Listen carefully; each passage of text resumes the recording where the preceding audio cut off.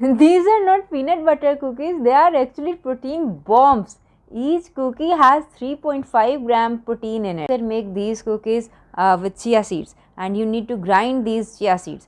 3 tablespoons of chia seed have the same amount of protein as 1 egg. So the next ingredient is peanut butter. Gonna make are not only good for you as a bodybuilder, they are also very good for your grandparents and parents who are losing muscle with age. Next, add some vanilla essence for the aroma. Anyway, the next step is to add the sweetener. You can add molasses because molasses are super rich in antioxidants. I have added both. Just mix up everything, make small balls out of the cookie batter, and then you press the fork. Butter cookies are made like this. Then you have to bake your cookies at 180 degrees Celsius for about 10 minutes. Super chewy on the inside and crispy on the outside. You can even freeze them, and whenever you want a healthy snack, you can warm them up.